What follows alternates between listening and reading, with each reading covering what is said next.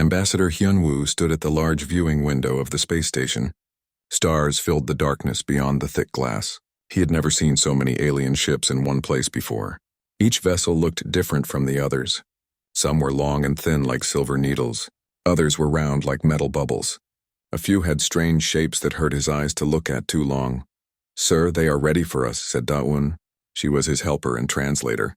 Her job was to understand the alien languages and help him speak with them. Taishin was smart and noticed things that others missed. Right now her face looked worried. Hyunwoo turned away from the window. He wore his best uniform. Earth had chosen him to speak for all humans at this meeting. It was the first time humans would sit with the big alien nations that ruled the galaxy. He felt the weight of his job on his shoulders. They walked through long halls made of some white metal. The walls glowed with soft light. Alien workers moved past them, but none looked at the humans directly. Da-eun whispered that this was normal. Many alien races thought it was rude to stare at strangers. The meeting room was huge. The ceiling went up so high that Hyunwoo could not see the top. In the center sat a round table big enough for 100 people. Only a few seats were filled. Each alien race had their own area of the table. The humans had been given 3 chairs near the back. General Thexmore of the Vorthak was easy to spot. He was twice as tall as Hyunwoo, and covered in thick gray skin that looked like armor. His forearms ended in claws that could probably cut through steel. When he looked at the humans, his red eyes showed no emotion.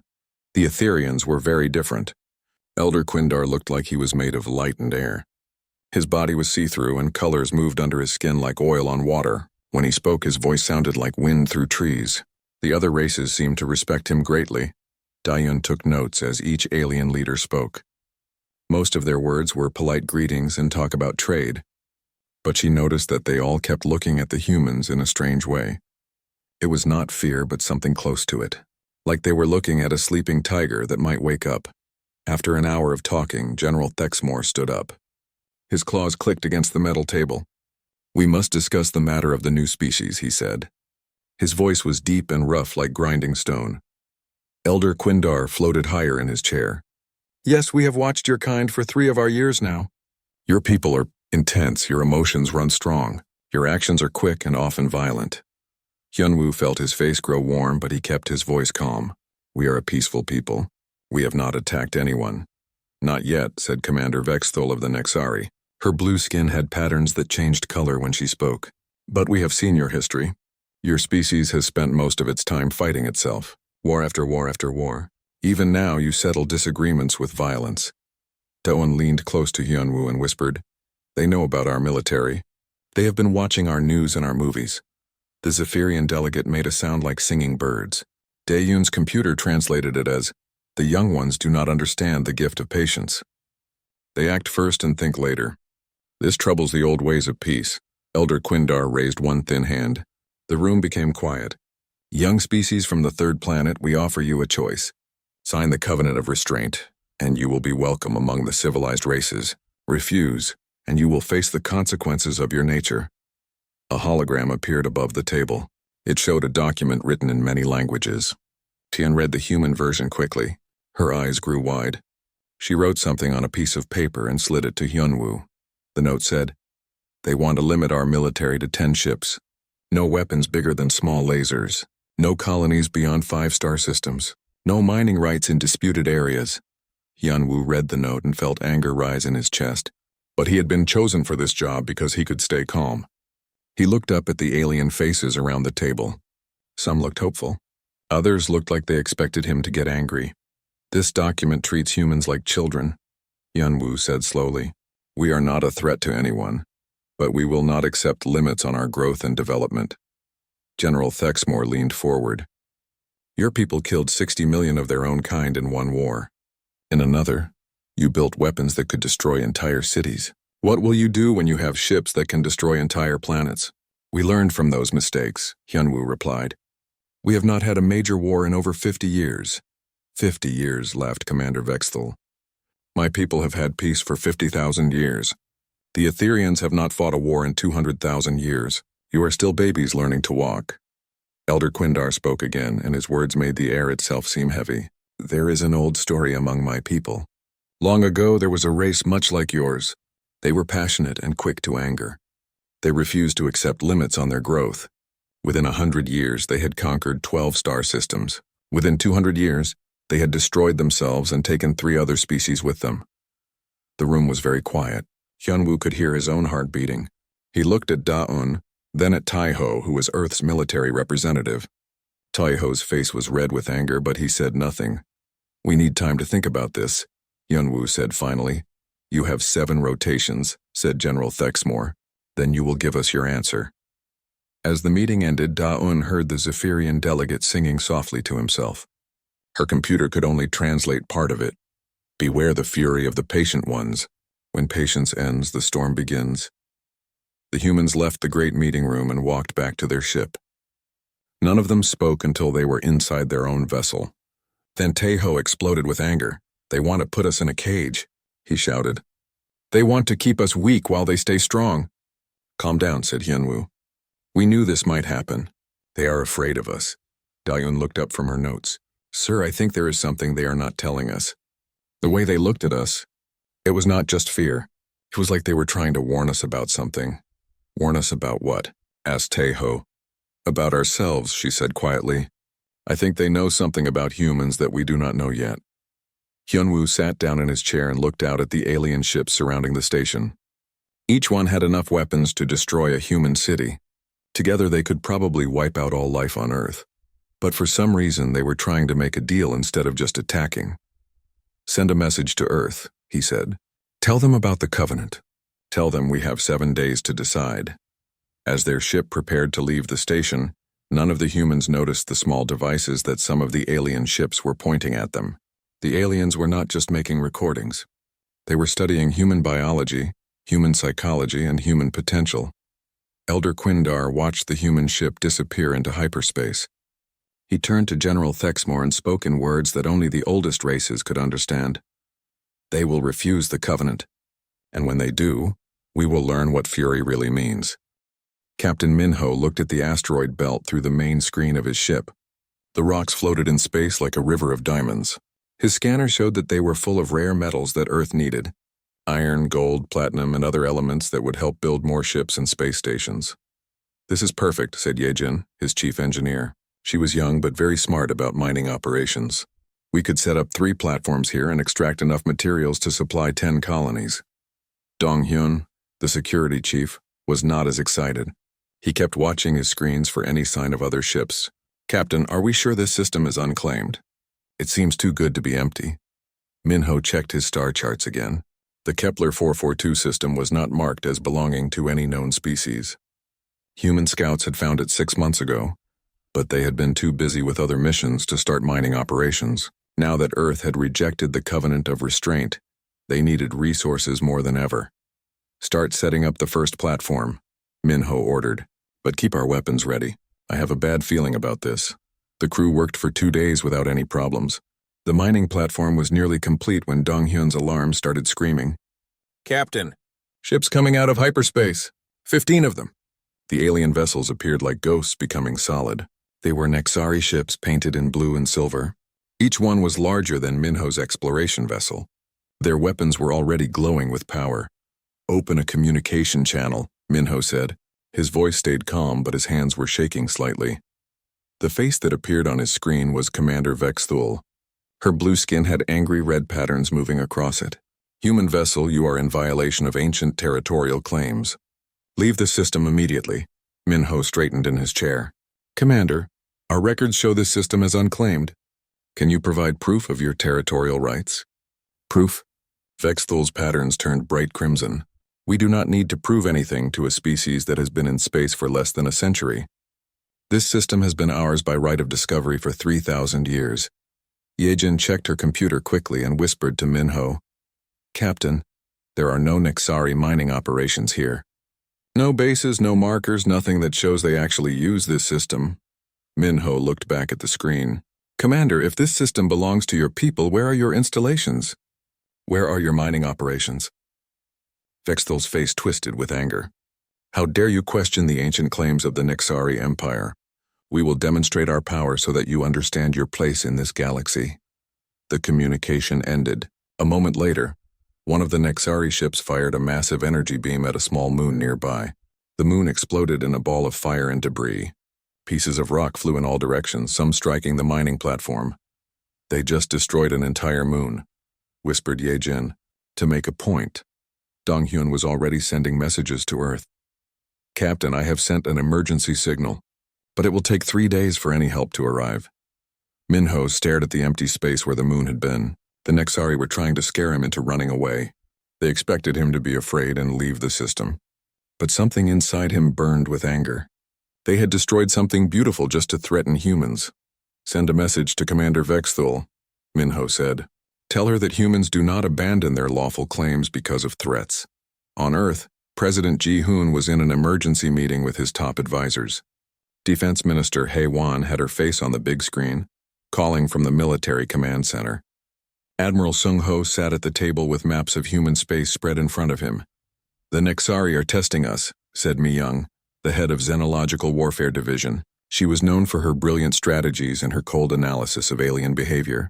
"They want to see if we will run away like frightened children when they show their strength." "Our ship is outnumbered 15-1, Admiral Seung-ho said. "Captain Minho is brave, but he cannot fight an entire battle fleet." President Ji-hoon stood up and walked to the window. He could see the lights of the city below, millions of humans living their lives in peace. "What do the aliens expect us to do?" "They expect us to be reasonable," Mi-young replied. "Every other species in the galaxy would negotiate. They would agree to share the system or find another one. They would not risk war over some asteroids." Defense Minister Hae-won's voice came through the speakers with anger in it. "Mr. President, they blew up a moon just to threaten our people. If we back down now, every alien race will think they can push us around." Admiral Sung-ho spread out more maps. "We have 17 ships within 5 days' travel of that system. If we move now, we can show the Nexari that threatening humans has consequences."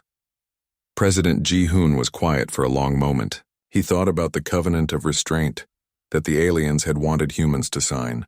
They had said it was to prevent war, but maybe it was really to prevent humans from defending themselves. "Send the ships," he decided, "all 17 of them, and make sure they are fully armed and ready for battle." Back in the Kepler 442 system, Minho was trying to keep his crew calm. The Nexari ships had formed a circle around the human vessel and mining platform. They were not attacking, but their weapons stayed ready. "Captain," said Dong Hyun, "I am picking up more ships entering the system." Minho expected to see more Nexari vessels. Instead, his screen showed human destroyers and cruisers dropping out of hyperspace. The ship leading them was the destroyer Incheon, commanded by Captain Jae-won. "This is Captain Jae-won to all Nexari vessels," came the message over the open channel. "This system is under human protection. You have 1 hour to withdraw or you will be considered hostile forces." Commander Vexthul appeared on screen again, but now she looked confused instead of angry. "Human ships, you are making a serious mistake. Our fleet is superior in numbers and technology. Your people should negotiate, not threaten." Captain Jae-won's response was simple and cold. "We do not negotiate with bullies who destroy moons to make threats. You have 59 minutes to leave." Minho watched as the human fleet moved into battle formation. The ships were smaller than the Nexari vessels, but they moved with precision and purpose. Each captain knew exactly what to do. Ye Jin looked at her instruments with surprise. "Captain, the human ships are not just preparing to defend us. They are preparing to attack." The Nexari seemed to realize this too. Their formation became defensive instead of threatening. Commander Vexthul sent another message, but this time her voice was not as confident. "Human commanders, surely we can discuss this like civilized beings. There is no need for violence over a simple territorial dispute." Admiral Sung-ho's voice came over the communication system. He was speaking from his flagship that had just arrived. "Commander Vexthul, you had the chance to discuss this peacefully. Instead, you chose to threaten human civilians and destroy celestial bodies. The time for discussion is over." The Nexari ships began to back away from the mining platform, but they did not leave the system. Commander Vexthul seemed to think that the humans would be satisfied with just making them retreat a little. She was wrong. "All Nexari vessels," Admiral Sung-ho said with a voice like ice, "you now have 10 minutes to completely leave this system. Any ship remaining after that time will be considered an enemy of humanity and will be destroyed." Minho could see the Nexari ships on his screen. They were still moving slowly, as if they could not believe that humans would really attack them. They had probably never met a species that would choose to fight instead of negotiate. When the 10 minutes ended, 3 Nexari ships were still in the system. They were the largest ones, including Commander Vexthal's flagship. Admiral Sung Ho kept his promise. The human fleet opened fire with every weapon they had. The space around the Nexari ships filled with laser beams, missiles, and plasma bursts. The first Nexari ship exploded in seconds. The second one tried to run, but human fighters caught it and tore it apart. Commander Vexthal's ship tried to fight back, but 17 human ships focused their fire on it. The proud Nexari flagship became a cloud of metal and gas in less than 3 minutes. As the debris settled, Minho realized that something important had just happened. The aliens had expected humans to be reasonable and civilized.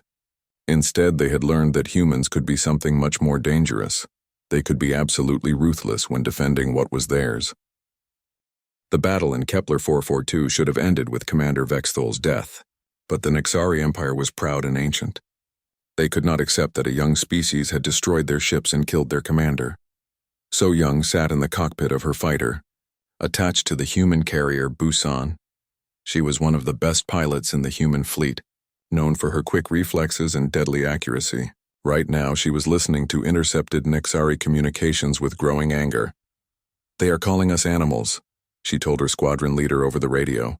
"They say we fight without honor because we do not follow their ancient rules of war." Lieutenant Wu Jin was monitoring enemy signals from the intelligence ship Sejong. His job was to listen to alien communications and figure out what they were planning. What he heard from the Nexari made his blood run cold. "Captain," he reported to his commanding officer, "the Nexari High Command is sending a battle fleet of 60 ships. They are not just coming to fight our military. They plan to attack our civilian mining stations to teach us a lesson about respecting our betters." The message was sent immediately to Admiral Sung Ho aboard his flagship. When he read it, his face became very still and quiet. His officers had learned to fear that look more than any shouting or anger. "How many civilians are working at our mining operations in this sector?" he asked. 347, replied his aide, "including 53 families with children." Admiral Sung Ho closed his eyes for a moment. When he opened them, something had changed in his expression. It was like looking at winter itself. The Nexari fleet arrived 2 days later. They were confident and proud, flying in perfect formation. Their ships were painted with symbols that meant teachers of the young in their language. They thought they were coming to give humans an important lesson about knowing their place in the galaxy. Admiral Sung Ho waited until they were close to the mining platforms. Then he sent a simple message. "Nexari fleet, you are approaching human civilian installations. Turn back now or face the consequences." The Nexari response came from Fleet Commander Zexthor, a veteran of a dozen wars against primitive species. "Human Admiral, we come to correct your species' behavior. Stand aside and allow us to destroy your mining operations. Then you will understand that challenging the Nexari Empire has a price." "Negative," Admiral Sung Ho replied. "Withdraw immediately or we will consider you hostile." Fleet Commander Zexthor laughed. The sound came through the radio like broken glass. "You have 17 ships. We have 60. Your mathematics are poor, human." What happened next changed everything. The Nexari fleet split into 3 groups. One group engaged the human warships. The other 2 headed straight for the mining platforms where human families lived and worked.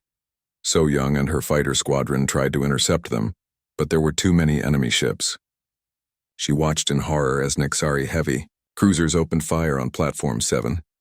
The explosion was so bright it hurt her eyes even through her helmet's protective filters. "Platform 7 is gone," she reported with a voice full of rage. "All hands lost. They are firing on Platform 9 now."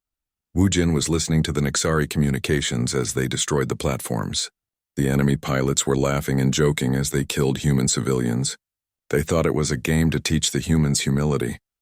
"They just killed the Johnson family," Wu Jin said into his microphone. The children were only 6 and 8 years old. The Nexari pilot said it was a good lesson about challenging superior species. Admiral Sung Ho received the report in complete silence. Around him, his bridge crew watched as their calm, professional leader slowly transformed into something they had never seen before. When he finally spoke, his voice was so quiet that everyone had to lean forward to hear him. "Signal all human fleets in this sector of the galaxy," he said. "This is no longer a territorial dispute. "This is war." The response was immediate. Hyajin, his communications officer, watched her screens fill with acknowledgement signals from human ships across dozens of star systems. Captains who had been exploring distant worlds turned their vessels around and set course for Nexari space. Colony defense ships abandoned their posts and joined the growing fleet. Commander Jinnah received the war signal aboard the battleship Guangzhou while she was 3 systems away. She had been chasing pirates, but pirates no longer mattered. The Nexari had killed human children, and that changed everything. "Set course for Nexari territory," she ordered. "Maximum speed. And prepare all weapons. We are not going there to make a point. We are going there to make them pay." Colonel Kyung-soo got the message aboard the Marine assault ship Daegu. He was a veteran of many boarding actions, known for his tactical brilliance and his ability to take enemy ships intact. But this time would be different. "Marines," he announced over the ship's communication system, "the enemy has murdered human civilians, including children. When we board their ships, remember that they chose to fight without honor. We will respond in kind." Back at the battle, Fleet Commander Zexthor was starting to realize that something was wrong. The human ships were not fighting like any species he had encountered before. When one of his cruisers damaged a human destroyer, instead of retreating to make repairs, the human ship rammed his vessel and exploded, taking the Nexari ship with it. "What kind of madness is this?" he asked his officers. "They are destroying themselves to damage us. No rational species fights this way." His tactical officer was studying the human attack patterns with growing fear. "Sir, they are not trying to win a battle. They are trying to kill every single one of us. Even their damaged ships keep fighting until they are completely destroyed." So Young's fighter squadron had been reinforced by pilots from other human ships. They were no longer trying to protect the mining platforms. Those were gone. Now they were hunting Nexari fighters with a cold fury that surprised even themselves. "Target the command ship," So Young ordered her wing. "I want Fleet Commander Zexthor to know what it feels like to watch his people die." The human fighters swarmed the Nexari flagship like angry bees. They did not pull back when the ship's defensive guns fired at them. Instead, they flew straight into the weapons fire, accepting casualties to get close enough to attack the ship's weak points. Wu Jin intercepted a desperate message from the Nexari flagship to their home fleet. "Request immediate reinforcements. Human forces are fighting with unprecedented ferocity. They do not seem to value their own lives when seeking revenge. We have never encountered such behavior from any civilized species." But the message that truly frightened the Nexari came from Admiral Seong-ho himself, broadcast on all frequencies so that every alien ship could hear it. "Nexari Empire, you have chosen to murder human civilians. You have killed our children. This action has consequences that you cannot imagine. We are not fighting for territory anymore. We are not fighting for resources or pride or political advantage. We are fighting to teach you and every other species in this galaxy a simple lesson. The price of spilling innocent human blood is the complete destruction of those responsible." On the emergency council station, Elder Quindar of the Etherians watched the battle reports with growing alarm. General Thexmore of the Vortex stood beside him, his forearms trembling slightly. "They are not fighting like any species we have observed," General Thexmore said. "Their casualties would cause any rational military to withdraw and negotiate. Instead, each loss seems to make them more determined to inflict damage." Elder Quindar's form flickered with colors of deep concern. "We warned them. We tried to prevent this, but I fear we misunderstood the nature of what we were trying to contain. The humans are not just capable of great violence. They are capable of sustained, coordinated fury that does not diminish with time or casualties." "What do you mean?" asked General Thexmore. "Look at their response pattern," Elder Quindar replied. "When the Nexari destroyed their ships, the humans fought harder. When the Nexari killed their civilians, the humans stopped thinking about victory and started thinking about absolute retribution. They have awakened something that we hoped would never be unleashed upon the galaxy." The battle was ending. Fleet Commander Zexthor's flagship was burning and drifting. Most of his 60 ships were destroyed or damaged beyond repair. The few that remained were trying to escape into hyperspace. Admiral Sung-ho's voice cut through space one final time. "Nexari survivors, return to your empire. Tell them what happened here. Tell them that humanity has declared war on your species, and tell them that we are coming." The war that followed became known throughout the galaxy as the 90-Day Storm. It was not called this because it lasted 90 days, but because in 90 days, the human military machine completely dismantled an empire that had existed for 12,000 years. Commander, Sang-hoon led the systematic destruction of Nexari space assets, with a precision that made other alien species study human tactics with growing terror. His job was simple: find every Nexari military base, every armed ship, every weapons factory, and destroy them all. Target acquired, he reported from the bridge of the heavy cruiser Ulsan. Nexari defensive platform Zek-7. Estimated garrison, 3,000 personnel. Are there any civilians on the platform? Asked his tactical officer. Negative. Military only. Proceed with destruction. The platform vanished in a ball of plasma and metal. Sang-hoon made a note in his log and moved to the next target. He felt no satisfaction in the destruction, only a cold determination to complete his mission. The Nexari had taught humans that war could target civilians. Now they would learn what happened when humans applied that lesson. Yun Young ran the Psychological Warfare Division from her office on Earth. Her job was to make sure that news of each human victory spread throughout Nexari territory. But she discovered that she did not need to create propaganda. The truth was frightening enough. Sir, her assistant reported, the Nexari are broadcasting their own battle reports to their people. They are trying to explain why their fleets keep disappearing. Yun Young read the intercepted broadcasts with cold satisfaction. The Nexari military leaders were telling their people that humans fought like machines, without emotion or mercy. They said human commanders would sacrifice entire ships to destroy a single enemy vessel. They said human soldiers never retreated, never surrendered, and never showed fear. All of this was true. Captain Byung-ho commanded the stealth corvette Mokpo. His ship was designed to sneak deep into enemy territory and gather intelligence. But intelligence gathering was no longer the mission. Now he led teams that destroyed Nexari infrastructure with surgical precision. Power grid for the Vexenari colony is offline, reported his engineer. Communications array is destroyed. Weapons manufacturing facility has been reduced to rubble. Byung-ho studied the tactical display. The colony had 2 million Nexari civilians but no military value. His orders were clear. Destroy anything that could support the Nexari war effort but leave civilian targets alone. The humans were not becoming monsters. They were becoming something much more frightening. Perfectly controlled destroyers. Next target, he said calmly. The orbital defense station over Kexmari. The defense station was one of the most powerful military installations in Nexari space. It had enough firepower to destroy a small fleet. But when Byung-ho's ships attacked it, the station's defenders discovered that humans had studied their tactics and found every weakness. The great station that had protected Nexari space for 1,000 years was destroyed in 17 minutes on Earth. President Ji-hoon watched the war reports with mixed emotions. The human military was performing beyond all expectations. Every battle was a victory. Every Nexari fleet that engaged human forces was completely destroyed. But the cost was also high. Hundreds of human ships had been lost, and thousands of human soldiers had died. Sir, said Defense Minister Haewon, the Galactic Council is requesting an emergency meeting. They want to negotiate an end to the war. What does Admiral Sung-ho say? The president asked. He says that negotiation is no longer possible. The Nexari killed human children.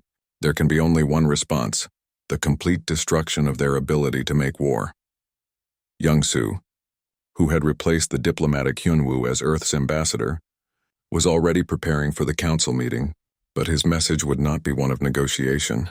It would be a warning to the rest of the galaxy about what happened when humans were pushed too far. The turning point came when Admiral Na-young arrived in the Nexari home system with a human fleet of unprecedented size. The Nexari had recalled every ship they had, creating a home defense fleet of over 200 vessels. It was the largest space battle in galactic history. The Nexari expected the humans to be impressed by their numbers and firepower. Instead, Admiral Na-young sent a simple message. Nexari home fleet, you have 1 hour to surrender unconditionally. After that, we will demonstrate why your empire ends today. Fleet Marshal Kexvalar, the supreme commander of all Nexari forces, responded with anger and pride. Human invaders, you are outnumbered 4-1. Our ships are larger and more powerful than yours. This system is the heart of our empire, defended by the greatest warriors in Nexari history. You will find that we do not yield to young species who have barely learned to build starships. Admiral Na Young's response chilled every alien who heard it. Marshal, your warriors killed human children. That was your mistake. Now you will learn what humans do to those who harm the innocent. The battle that followed was not really a battle at all. It was a demonstration of what happened when human military doctrine was applied with complete ruthlessness. The human fleet did not attack in waves or formations like normal space combat. Instead, every ship moved independently using tactics that the Nexari had never seen before. Human destroyers would ram Nexari cruisers at full speed, both ships exploding but taking enemy vessels with them. Human fighters would fly directly into Nexari weapons fire to get close enough to deliver their payloads. They fight like they do not care if they live or die, reported a surviving Nexari captain. But they are not suicidal. Every action is calculated to inflict maximum damage on our forces. They trade their lives for ours at ratios that no sane species would accept. Within 6 hours, the great Nexari home fleet was scattered wreckage. Fleet Marshal Kexveller's flagship burned and drifted powerless. The orbital defenses that had protected the Nexari homeworld for millennia were silent and dark. Admiral Na Young opened a communication channel to the planet below. Nexari High Command, your fleet is destroyed. Your defenses are offline. Your empire's military power is broken. Surrender now, or we will demonstrate what human ground forces can accomplish. The Nexari leaders had no choice. Their greatest fleet was gone. Their most powerful weapons were destroyed, and the humans had shown that they would pay any price to achieve total victory. We surrender, came the broken voice of the Nexari Supreme Chancellor. Please. We yield to human authority. But surrender was no longer enough. Admiral Na Young's voice carried to every corner of the galaxy through communication networks that broadcast the moment live. Nexari Empire, your surrender is noted. However, surrender does not erase the murder of human civilians. You will now face the consequences of your actions. Your military will be completely disbanded. Your weapons technology will be destroyed. Your ability to threaten any species will be permanently removed. In the emergency session of the Galactic Council, Elder Quindar spoke words that would be remembered for thousands of years. We cautioned them never to challenge humans, for their fury knows no limits. We failed to heed our own warning. Now we must live in a galaxy where humanity has awakened to its true nature. General Thexmore of the Vorthak, who had initially supported testing human resolve, now trembled as he spoke. They do not fight wars like other species. They do not seek victory or advantage. They seek the complete elimination of threats. The Nexari Empire, 12,000 years old, has been destroyed in 90 days by a species that has been in space for less than a century. The war was over, but its consequences were just beginning. Humanity had shown the galaxy what happened when their patience ran out, and their fury was unleashed. The other alien species watched with growing fear as human fleets spread across former Nexari territory, establishing a presence that made it clear the young species from Earth was no longer asking for permission to exist in the galaxy. They were announcing that they belonged there, and that anyone who challenged this fact would share the fate of the Nexari Empire. The Nexari homeworld surrendered on a Tuesday morning, Earth Standard Time. By Thursday evening, human occupation forces had arrived to begin the process of completely reorganizing Nexari society. The galaxy watched in stunned silence as humanity demonstrated that their capacity for systematic warfare extended far beyond simple destruction. President Ji-hoon stood before the assembled Galactic Council via hologram projection. His image appeared solid and real in the Great Chamber where, months earlier, the aliens had tried to force humanity to accept the covenant of restraint. Now the surviving alien leaders sat in their chairs like frightened children waiting to be scolded. Honored delegates, President Ji-hoon began, his voice calm and reasonable. The Nexari Empire has surrendered unconditionally. However, surrender alone cannot undo the murder of innocent human civilians, including children. Therefore, humanity has decided to implement a comprehensive reorganization of Nexari society. Elder Quindar of the Etherians flickered with nervous colors. Mr. President, what do you mean by reorganization? The Nexari military will be permanently disbanded, Ji-hoon replied. Every warship, every weapons factory, every military installation will be destroyed under human supervision. The Nexari people will be relocated to supervised colonies where they can rebuild their society without the ability to threaten other species. General Thexmore of the Vorthak shifted uncomfortably in his chair. His forearms trembled as he spoke. President Jihoon, the Nexari are an ancient people. Their empire has existed for 12,000 years. Surely some accommodation can be reached that does not require such extreme measures. President Jihoon's expression did not change. General, the Nexari chose to test human resolve by murdering our civilians. They wanted to teach us a lesson about our place in the galaxy. We have learned that lesson. Now they will learn ours. Fleet Admiral Seung Ho oversaw the military aspects of the reorganization from his flagship, now permanently stationed in the former Nexari capital system. His job was to ensure that no Nexari military asset survived the transition period. Colonel Juwan led the teams responsible for dismantling weapons facilities with the same methodical precision that had characterized the entire war. Sir, Facility 77 Alpha has been completely destroyed, Juwan reported. The weapons manufacturing capability is reduced to scrap metal.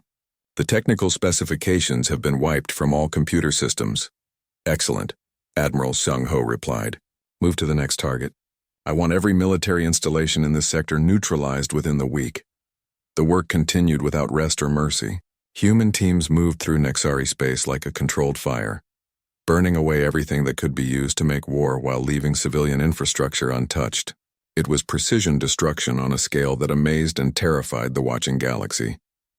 Captain Minho had returned to the Kepler 442 system where the war had begun. The asteroid belt looked the same, but everything else had changed. Where once there had been a simple mining operation, now there was a massive human naval academy under construction. Engineer Ye Jin supervised the building of training facilities, where human officers would learn to fight wars that other species could not imagine. Captain, the main classroom complex will be ready in 2 months. We can begin training the first class of galactic warfare specialists. Good, Minho replied, watching construction robots assemble the academy's main building. Make sure the curriculum includes lessons about what happens when someone threatens human civilians. I want every graduate to understand why we are here. The academy was not just a training facility, it was a monument to the consequences of underestimating humanity. Every alien species would know that this place existed, would know that humans were training officers specifically to fight galactic wars, and would remember why such training had become necessary. Ambassador Young-Soo addressed the Galactic Council with words that redefined humanity's relationship with the rest of the galaxy. The Covenant of Restraint is hereby declared null and void. Humanity will expand, develop, and explore as we see fit. We will establish colonies wherever we choose. We will extract resources from any unclaimed system. We will build military forces appropriate to our needs. And if we object? Asked the Zephyrian delegate, her voice like frightened birdsong. Young-Soo's smile was cold and polite. Any species that threatens human territory, attacks human ships, or harms human civilians will face the same fate as the Nexari Empire. Complete military destruction and political reorganization under human supervision. The chamber fell silent. Every alien delegate understood the implications. Humanity had not just won a war. They had redefined the balance of power in the galaxy. Da-Yun, now serving as Earth's Director of Galactic Affairs, reviewed reports from across human space. Human colonies were being established in 17 star systems. Human fleets patrolled shipping lanes that had once been controlled by alien species. Human mining operations extracted resources from asteroid belts that other races had been too afraid to claim. Ma'am, her assistant reported, we have received formal requests from 3 species asking for human protection of their trade routes. They are offering to pay tribute in exchange for our fleet security. Da-Yun nodded calmly. Accept the requests. Assign appropriate patrol schedules. Make sure they understand that human protection comes with human expectations of behavior. The transformation was complete. In less than a year, humanity had gone from being a young species asking for acceptance to being the dominant military power in the galaxy. They had not conquered through aggression or expansion, but through the simple demonstration that challenging humans carried consequences too severe for any rational species to accept. Elder Quindar met privately with General Thexmore in a secure chamber aboard the council station. The 2 ancient beings looked at each other with the weight of their failure heavy between them. "We created this," Quindar said, his form flickering with colors of regret. "We tried to contain them with the covenant of restraint. We tested their resolve. We pushed them until their patience ended and their fury was unleashed. What do we do now?" General Thexmore asked. "We adapt," Quindar replied. "We learn to live in a galaxy where humanity has awakened to its true nature. We hope that they will be benevolent rulers because we no longer have the power to resist them." On Earth, President Ji-hoon stood in his office looking at a map of human space. Red dots showed human colonies. Blue lines showed human patrol routes. Green symbols marked human naval bases. The map looked like a spider's web spreading across the galaxy. Defense Minister Hae-won entered with the latest reports. "Mr. President, the Nexari relocation is proceeding smoothly. Their new colonies are productive and peaceful. Several other species have requested human mediation of territorial disputes, and our intelligence services report that no alien nation is currently developing weapons that could threaten human interests." "Good," President Ji-hoon said quietly. "But stay alert. The galaxy has learned what happens when someone challenges humanity. But there may come a day when they forget that lesson. And if they do?" The president turned from his map to look at his defense minister. His expression was calm and reasonable, but there was something in his eyes that would have terrified the alien species who had once tried to limit human expansion. "If they forget," he said simply, "we will remind them." In the Kepler 442 system, Captain Minho watched the first class of students arrive at the new Naval Academy. Young human officers from across the galaxy came to learn the lessons of war that their species had written in Nexari blood. Above them, the stars shone peacefully in the darkness of space, but every species in the galaxy now knew that this peace existed because humanity willed it to exist. They had learned that humans could be patient and reasonable and diplomatic. They had also learned what happened when that patience ran out. The galaxy would never again make the mistake of testing human resolve. Some lessons once learned could never be forgotten, and the lesson that humanity had taught was simple and absolute.